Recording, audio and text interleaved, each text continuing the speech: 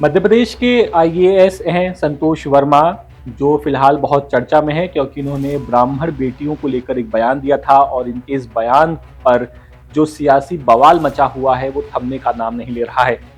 दरअसल द सूत्र ने आपको एक खबर बताई थी कि मध्य प्रदेश सरकार ने आईएएस संतोष वर्मा की बर्खास्तगी का लेटर केंद्र सरकार को भेज दिया है और अब केंद्र सरकार के पाले में है और सरकार को ये फैसला करना है कि आईएएस संतोष वर्मा को बर्खास्त करना है या नहीं। लेकिन आपको बता दें कि सिर्फ बयान बर्खास्तगी का आधार नहीं हो सकता, ये साबित करना जरूरी है कि आईएएस संतोष वर्मा ने कोई गलत काम किया है। जैसे जो उनके ऊपर जो केस चल रहा है महिला अपराध को लेकर के, उसमें ये आरोप लग रहे हैं कि उन्होंने कोर्ट का फर्जी ऑर्डर लगाया है अपने प्रमोशन के लिए। तो ये साबित करना बहुत जरूरी है कि उन्होंने जो ऑर्डर लगाया कोर्ट का वो फर्जी है। तो इसमें आपको एक बात बता दें कि यहाँ पर एक बात निकल करके सामने आ रही है। ये आरोप लग रहे हैं कि जज और संतोष वर्मा के बीच में 114 बार फोन पर बात हुई है और आरोप यह है कि जब दोनों के बीच लेन देन बिगड़ गया उसके बाद ये मामला सामने आया और मामले में एफआईआर की गई।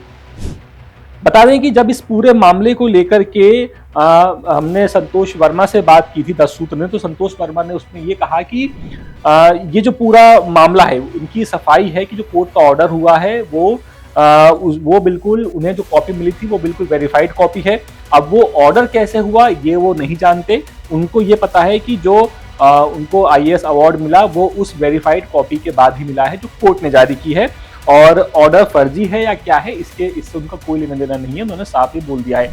अब आपको बता दें कि जो कोर्ट के जो जज है जिनका नाम मैं आपको बता दूं कि कोर्ट के जज का नाम है विजेंद्र सिंह रावत। इनकी कोर्ट में 6 अक्टूबर 2020 को ये ऑर्डर हुआ था जिसमें संतोष वर्मा पे जो केस चल रहा है महिला अपराध वाला, इसको लेकर ऑर्डर जारी किया गया था। तो इसके जो जज हैं विजेंद्र सिंह, इनका ये कहना है कि 6 अक्टूबर को वो छुट्टी पर थे, इसीलिए ये जो ऑर्डर है उनकी कोर्ट से नहीं बना, ये ऑर्डर फर्जी है, ऐसा जज का कहना है। अब इस पूरे मामले पर जो एफआईआर है जिसका नंबर मैं आपको बता दूं, एफआईआर का नंबर है 851/216 और इसमें धारा लगाई गई है धारा 323, 294 और 506 और फौजदारी केस है 1621/2019।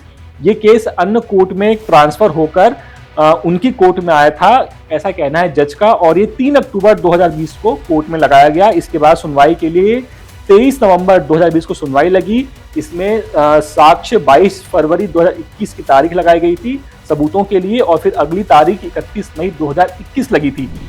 जज ने कहा है कि उनकी कोर्ट ने 6 अक्टूबर 2020 को कोई आदेश पारित नहीं किया है, उनकी पत्नी बीमार है इसीलिए 6 अक्टूबर को वो छुट्टी पर थे, ये कहना है जज का। अब इस पूरे मामले में जो अभियोजन अधिकारी होता है कोर्ट का, उस पर भी कुछ सवाल खड़े हो रहे हैं, वो भी संदेह के घेरे में है। अभियोजन अधिकारी का नाम आपको बता दें तो अभियोजन अधिकारी का नाम है अकरम शेख।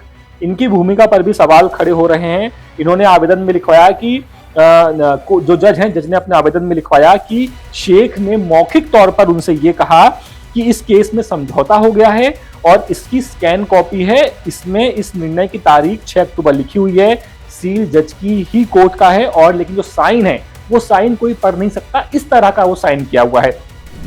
अब यहाँ पर सवाल ये उठता है कि जब ये आदेश फर्जी है ऐसा जज कह रहे हैं और आईएएस संतोष वर्मा का कहना है कि अब जो ऑर्डर उन्होंने लगाया वो सही है, अब वो फर्जी है कि नहीं इससे उनका कोई लेना देना नहीं है, तो फिर जज की और आईएएस संतोष वर्मा की 114 बार फोन पर बात क्यों हुई?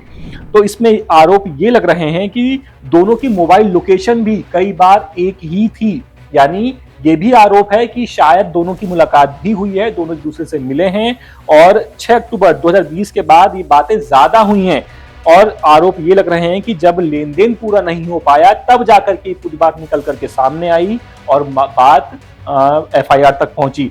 लेकिन इसमें यह भी कहा जा रहा है कि क्योंकि दोनों की पत्नियां बीमार हैं, ऐसा दोनों का कहना है, संतोष वर्मा का और जज का रावत का, दोनों की पत्नियां बीमार हैं इसीलिए, और दोनों का इलाज एक ही जगह चल रहा है। ये भी बड़ा संयोग है कि दोनों का इलाज भी एक ही जगह चल रहा है, इसीलिए दोनों की कई बार बात हुई थी और हो सकता है कि शायद इसीलिए मुलाकात भी हुई हो, इस तरह के दावे किए जा रहे हैं।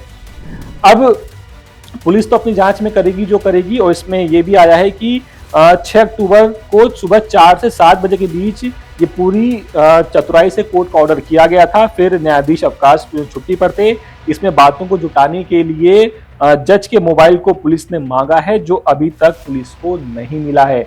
यानी फिलहाल इस पूरे केस में चाहे वो संतोष वर्मा हो, चाहे वो जज हो, दोनों पर काफी सवाल खड़े हो रहे हैं कि अगर संतोष वर्मा को बर्खास्त करना है सरकार को, तो उनके पास कोई ठोस आधार होना चाहिए। सिर्फ संतोष वर्मा को इसलिए बर्खास्त नहीं किया जा सकता कि उन्होंने कोई बयान दिया है, कोई टिप्पणी की है। ये साबित करना बहुत जरूरी है कि उन्होंने कोई गलत काम किया है।